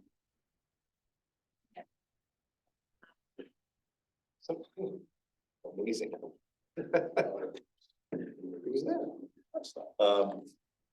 Received the proposed town budget for fiscal year 2024-2025. Board of Selectmen, Matthew Hoey. Mr. Chair, entire board. The woman behind the curtain is Karen Kirchers, who's running the slideshow, so we'll be asking her to move forward. Good evening. I'm pleased to present the Board of Selectmen budget for fiscal year 24-25, which was unanimously approved by the Board of Selectmen. I thank my fellow board colleagues for all the work. Budget. It took a little bit of compromise, which is always a good thing. But I also want to thank the Board of Finance for their participation in budget workshops and budget presentations. I think it's imperative for you folks to have a little more depth when we make this summary presentation, which is really what it is. And I also want to thank you for questions that you raised during that, because I think that helped elucidate not only for you, but for us, some of the things that are behind the scenes, so. And I'm sure that Doctors Palestracci and Freeman would agree with me that the budget is really a reflection of the values of our communities, our respective town of Guilford at large and our school. So I don't think that's a surprise to anybody. As we typically talk about, one of the main functions of town government, first and foremost, I think most would agree is public protection and safety. Second would more than likely be town services. Right behind that, support for the Board of Education, maintaining our infrastructure and sustainability, as well as enhancing the quality of life, the perks and the extras that our communities come to expect, if not to be over time. Karen, if you would. My staff was very influential in getting me to shorten this presentation from previous versions of SAM. So I think we used to have 3 pages of budget objectives and key factors. Get all credit for it, and Karen. And I thank them for that. Exactly. Well, I could probably still stretch it, but I'll try to save it this evening. Obviously, as I just mentioned, maintaining a high level of services is something this community has come to expect, and I dare say, cases demand to a certain extent. But we need to do so by assuring appropriate staffing levels to meet the community expectations, while also optimizing employee performance. And you'll see later in here that we are adding some resources to maximize employee performance while delivering key services. We continue to support the theory that we should fully fund pensions and OPEB liabilities at actuarially recommended levels, so that we don't place undue burdens on future generations or future taxpayers in this. This essential goal has been to protect the tax relief program for veterans, elderly and disabled. As I think you are all familiar, since you set the cap, there are some 700 families in this community who are enjoying respective elderly tax freeze program. And we think that is something worth protecting, and it's reflected here. One of the things, this is a key factor in this budget, is the fact that we've had to address the Guilford Employees Association salary deficiencies. And as I think you recall from last year, we entered into an out-of-contract agreement to raise the tide, if you would, because so many of our GEA employees were barely at or above working wage levels. So living wage, I'm sorry, not working at living wage levels. So this is year 2 of the 2-year program. So the second group of employees will receive the salary enhancement treatment.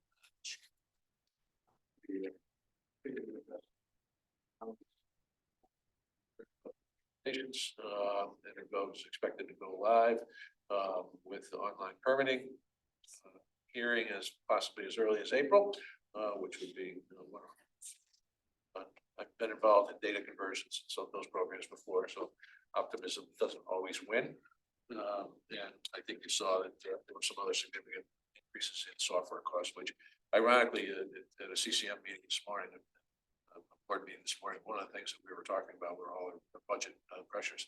Everybody's seeing these huge increases in subscription costs for software. Okay, Karen, please.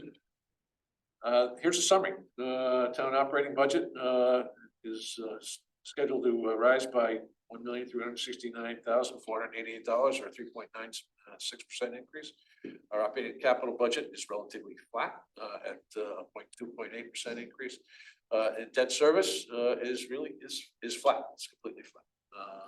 We'll talk a little bit about that a little later when we get to Mary Jane's favorite slide, one that depicts the curve of our debt retirement. That 2.99%, I want to thank the Board of Selectmen. There was a little bit of debate at our last budget workshop. We were looking at, I think, a 3.13% number, but actually during the workshop, Mitch received an email from our insurance consultant and indicated that there were some additional savings, that they were able to come. So, I'll be perfectly frank, there was discussion about keeping that in abeyance, with the possibility that you guys may be looking for cuts, but we decided to include that, so that, as opposed to keep it in the number. So we were able to get it under 3%, not that 3% is a magic number, but their history seems to, suggest that getting under bigger numbers is, something that we've always tried to do. What I want to talk a little bit about is that operating budget, increase. 75% of that is salaries. Is contracted salaries, increases plus, as you'll see, the addition of 2 new resources, one at social services and one the school resource officer, which is shared with the Board of Education. And we're happy to provide, as long as we can hire the policemen in place. Right, that is the challenge. Which is a subject for a whole nother conversation about recruitment and retention of public safety employees. So, and then just when you add in the cost on the information systems to the salary increases, we're looking at 85% of the increase is between those two line items. Pretty significant, which leaves about $210,000 in increases for the entire balance of the budget. And I think everyone has experienced the post-COVID cost of goods increases that seem to be so we think that this is a budget that's very responsible, given the level of increases in salaries. Karen? As you guys had witnessed, the requests always seem to exceed what we can afford. So the board has made some revisions from the originally submitted budgets by the department heads. We out of the operating budget, we cut $518,000. Out of the capital budget, we knocked it down by 961. We did a couple other things. There's some suggestions that we use some ARPA funds for some of these this year, but it still allows us to stay at that level and provide the additional acquisitions for the community. So the total operating budget was cut by nearly 1.5 million. And that's what we're submitting to you this year. Karen. All right, increases in the operating budget. This is going to start to sound like a broken record because salaries drive most of it. And again, at Park and Recreation, there's $153,000 in salary increases.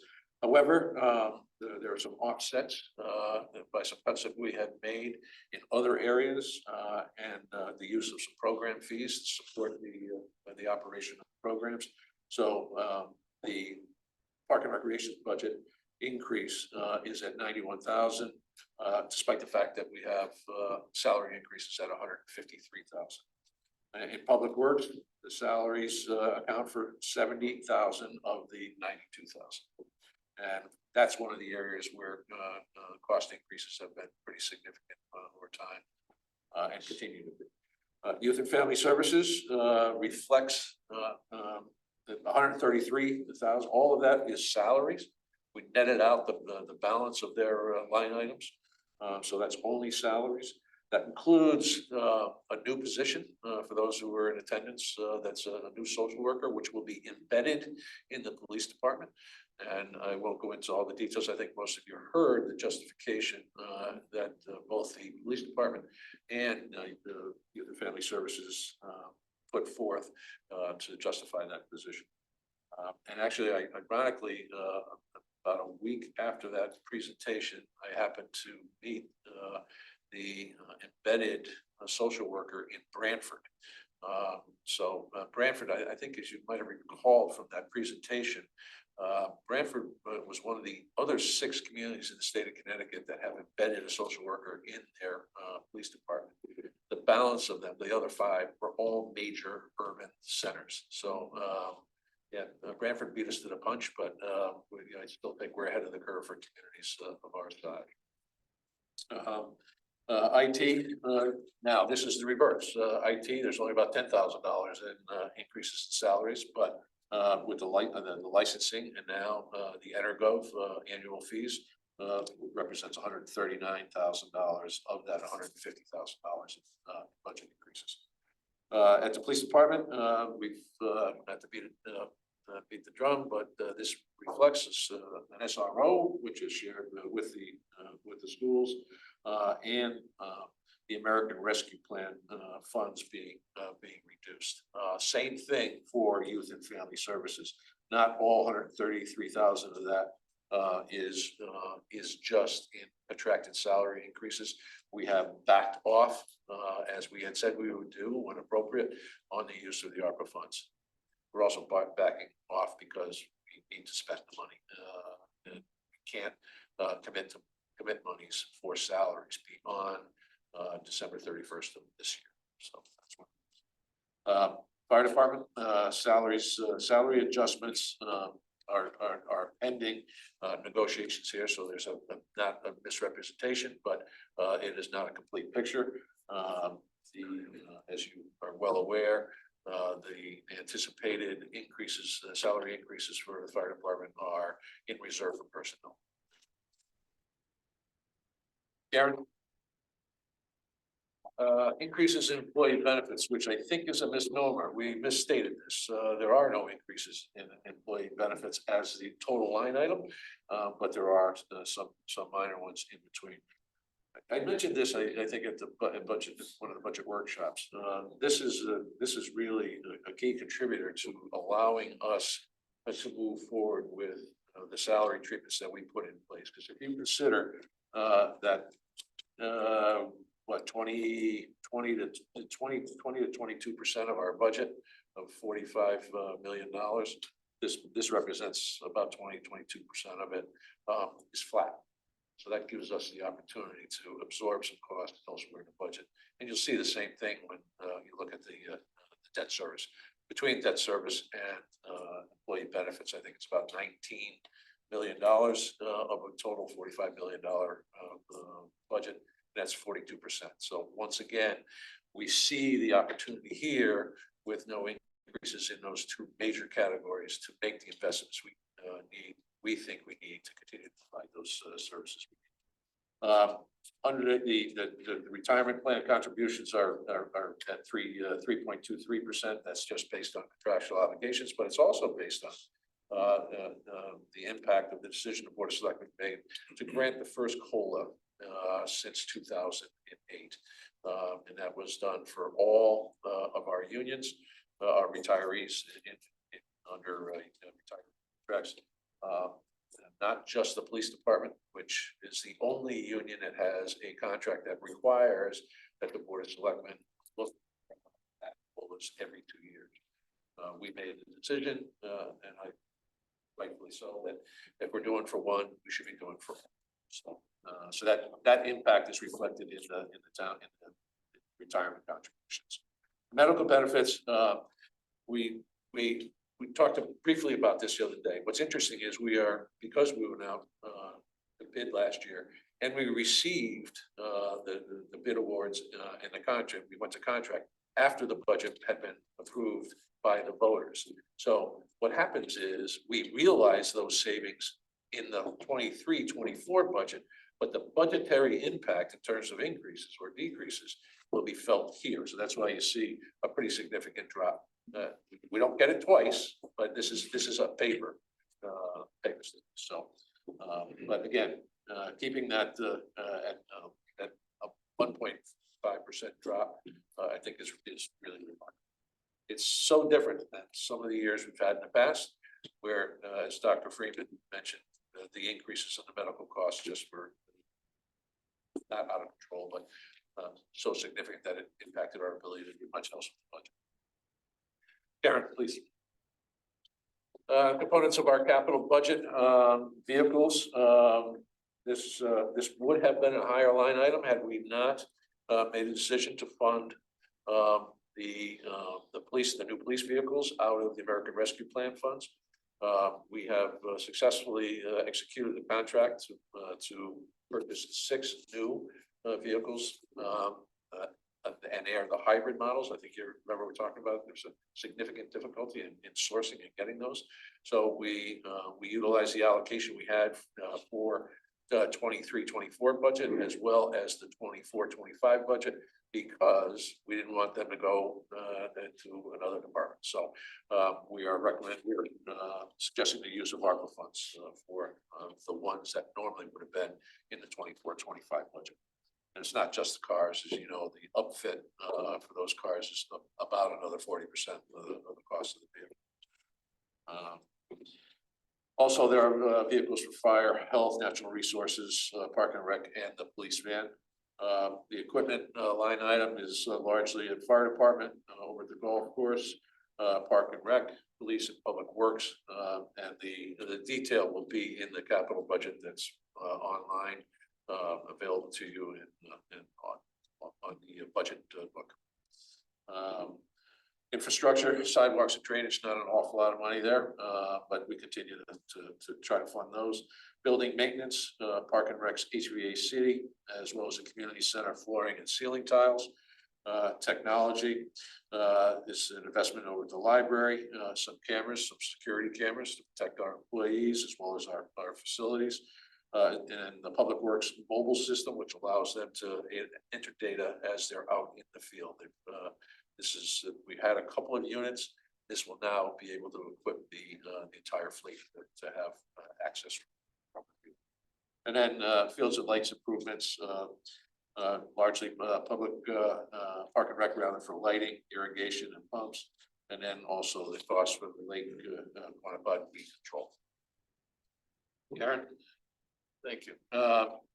This slide is one that we toyed with a little bit, whether to keep it in here or not. What we have long been saying is we wanted to continue to fund capital projects in the operating budget. But I dare say that we're probably going to need to start to consider the fact that, yeah, we've gotten it back to where it was, in 2018, but inflation has knocked that number down. So I think you'll probably see the Board of Selectmen looking to try to boost that number next year. This was not the year to do that. Karen? So the components of the bonded debt service, the gross debt service is about 10,417,000. You can see how it's broken out between the new Guilford High School, the traditional Board of Ed projects, as well as the traditional town projects, and the percent attributed to each of those entities. And this does include the estimates for the 2024 issuance that will probably go out in July or August when we go back to the market. Karen? All right, Mary Jane, you want to take over?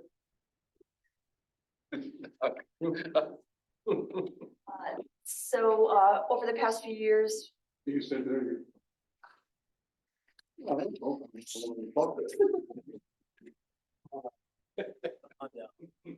Well, it is your favorite slide. You want? so as you know, we have been trying to reduce our debt service year over year since the height of it. You can see that on that slide, and we've done a really good job of it with the use of the premium credits that we've been receiving. So we're keeping that trend going this year, but I just wanted to talk about that just for a moment because what I did for a past bond that we just went out in August 2023 was I did a 15-year bond instead of a 20-year bond, which is keeping that number a little bit flat now, but in the end, we're saving hundreds of thousands in interest. So my graph might not be as low this year as we'd like to see it, but over time we are saving a considerable amount of money, and I'll be looking at that year over year as we move forward. Because you see, we got a big dip coming, so we're able to, between the premiums that we have and knowing that big decrease is coming, we're able to do that with the 15-year bonds because of that. So I just wanted to talk a little bit about that to explain the strategy that we're using. Are you anticipating 15-year bonds for the issuance this summer? I did, in our budget, I did budget them at 20, only because I'd have no idea, what we're doing. So it'll be yet to be seen. And it make a difference how much premiums we expect to have, because we kind of know going in how much we might get. So that helps with that decision and whether or not we can do the 15 It's our or cash flow 20. versus based Correct. on the yield curve versus what the market wants to pay. Correct, yeah. But I am trying to keep the budget for debt. Finance directors like to keep debt and capital budgets pretty flat, the combination of the two. It helps with budgeting year over year. And because if we take those, if each year we do it without using the credits and that goes like this, it's hard for you guys to manage your budgets over time. So this is, the best way to do it for us. Get out of here as fast as you can. Okay. Karen, please. We want to talk a little bit about what this budget includes for ARPA funding. As I indicated, this will be the last year that we can utilize. We're going to utilize the ARPA funding for salaries. We had talked about that when we first started using it. We knew we would need to wean ourselves off of it. These are the areas where I won't bore you to death. You can all read where those are, but these reflect half-year salaries. Over time, we have utilized $741,634 in ARPA funds for salaries in the current budgeted year, which reflected a decrease over what we had the previous year. We were at 267,000, so this amounts to $133,510 for fiscal year 2024-25, which means next year there's going to be a built-in increase of $133,510 because the ARPA funds will have disappeared. We are also suggesting and planning on utilizing ARPA funds for some capital items, which is fully anticipated and allowed under the ARPA guidelines. And that would be the Office 365 migration and setup, and then we'll probably have some conversations about that. The digitizing of files in various departments, and then the library carpet replacement project, which is, I think, 2 years overdue. We've held that in advance. Karen. Thank you. Responding to the operating revenue, you guys can read this, but there are a couple of things to highlight here. Interest income is up for obvious reasons. We've been, if you take a look, you saw the numbers earlier today. We're probably on target to hit 1.1, around $1.1 million in interest income this year. So we have adjusted it to by $250,000 and are targeting $750,000. Who knows where interest rates are going? We got a little scared the other day. They may not be coming down as fast as we thought they were. Let the central bank make their choice on the reserve, make their choice on that. But this is an area where I think the Board of Finance can have an opportunity to impact the overall tax impact. And if they feel comfortable moving this number up, I wouldn't move it down, but you have the opportunity to move it up. The building permit number continues to be very strong. We are estimating about 842,000 for fiscal year 23-24, and are a little bit concerned about going much higher than 750. But again, this is an area we could have some conversations on as well. Over the past 5 years, the aggregate budget for the building department has been $1.925 million. The total revenues over that same period has been $3.5 million. So this is what justified the investments we've made in the building department with a new permit technician, and then also adding an additional part-time building inspector official. So this is a department that is generating revenue based on the building fees. And I want to thank the members of the committee, I think at least two of them are here, who reviewed and revised our building permit rates. I think Veronica and Lou are both on that committee, if I'm not mistaken. So, job well done. The state revenue is an estimate at this point. It's based on the biennial budget, which was passed last year. Some folks might have heard that the governor last week at his budget address to the opening day at the legislature talked about shifting some funds, out of K through 12 education to early childhood, which needs it. I can say with some certainty that the leadership, both the Republican and the Democratic leadership in Hartford, are dead set against that, because they've gotten education funding to a stable position after so long. And actually, the meeting I was at CCM this morning, they had it was a legislative breakfast up at the State Armory, and the leadership was there and was very clear that they're not going to let this happen. So we're very comfortable with the fact that we'll see what we were committed to receive in the legislation last year. Karen, this is a disappointing slide based on what we saw last year, right? Last year we saw a 35% increase in our grant list. This year we're going to see a 0.03 increase.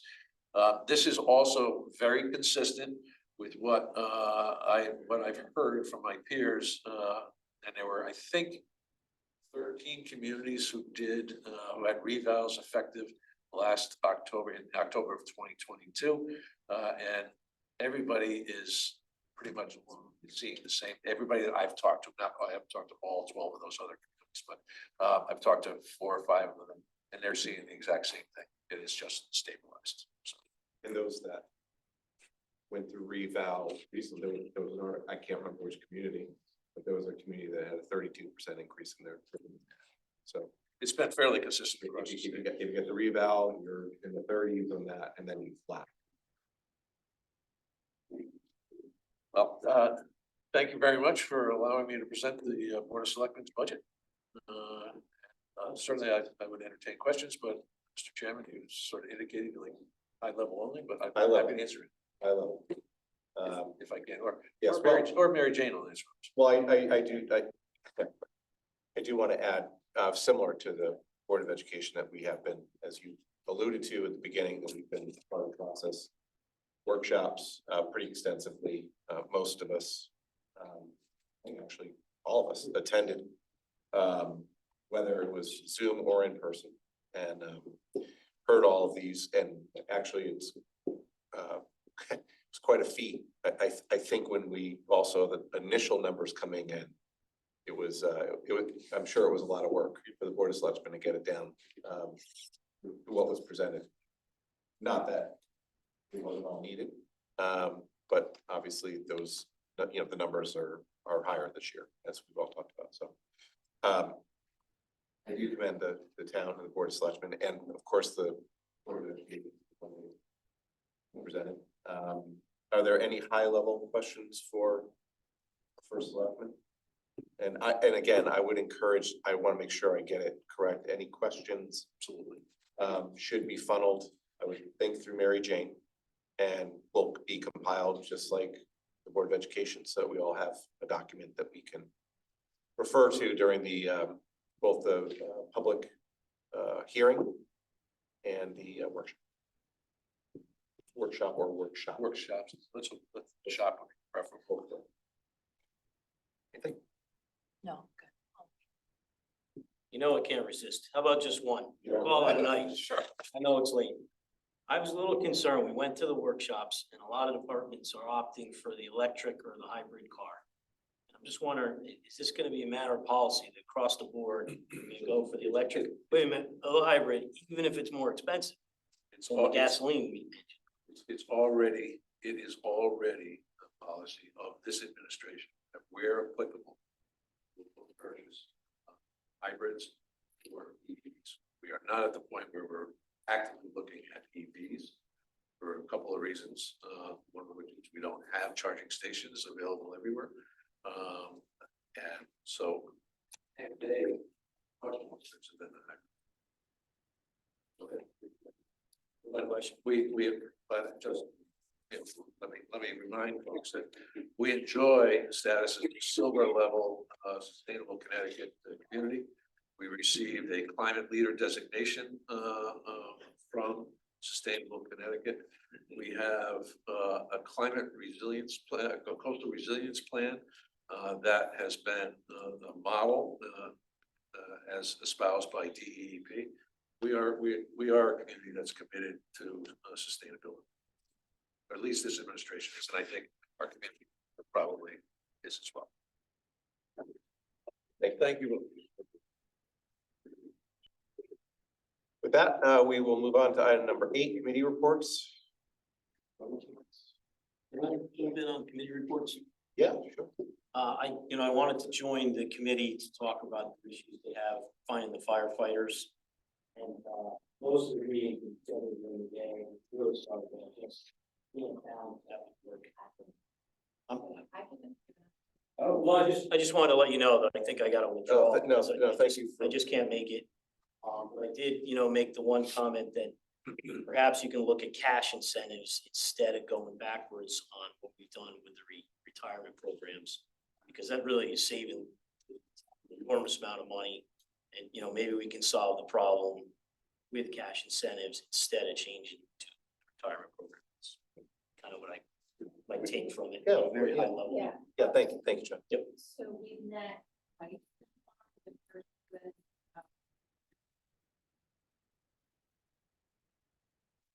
like, any issues.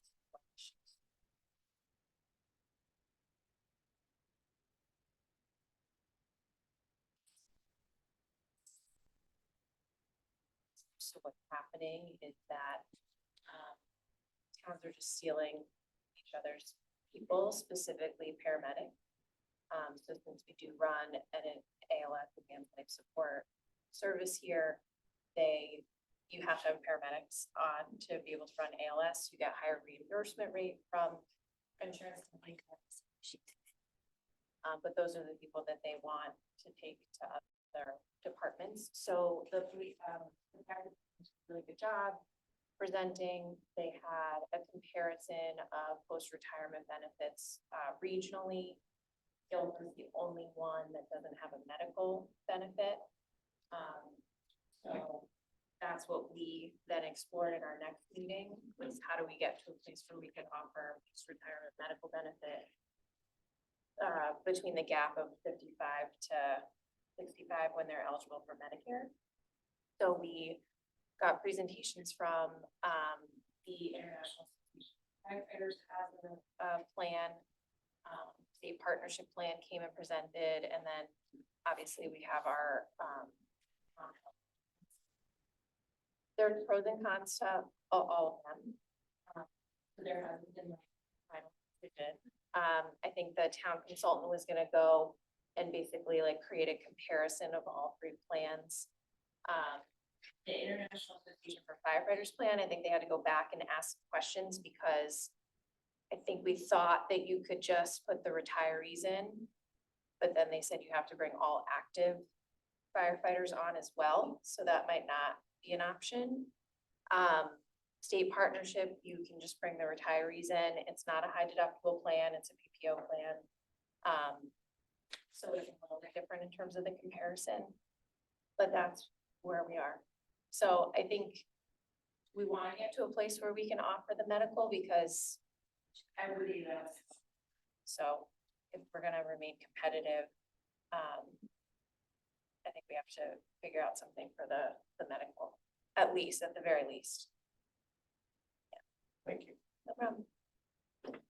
When's, So March 1st is our next meeting. meeting? Yeah, so we'll be able to go through all 3 plans, and I think there are just follow-up questions for each plan that I think Mitch was gonna try to get answers to. Great, so The March, pro of the firefighters plan was that the OPEB liability would be off the town.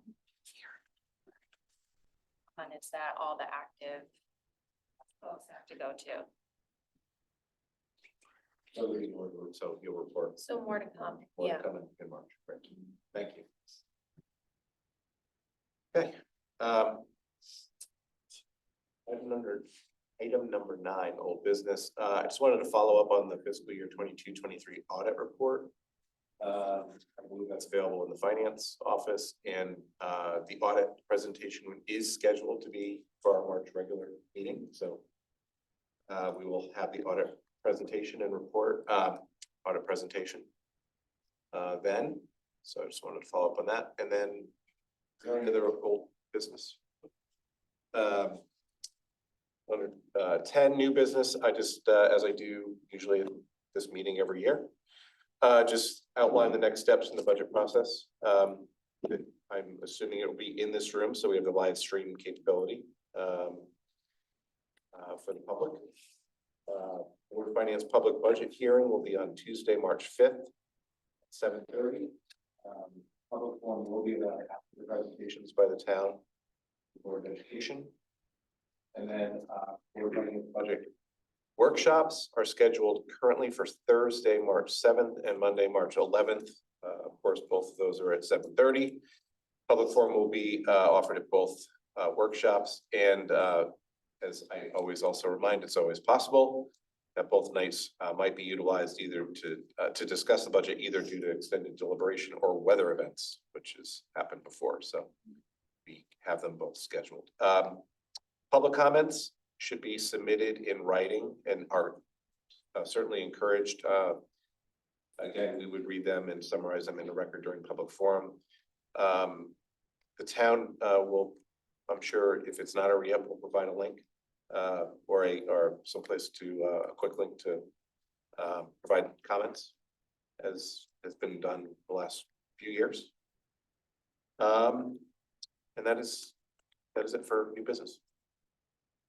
Any other new business? Item number 11, public forum.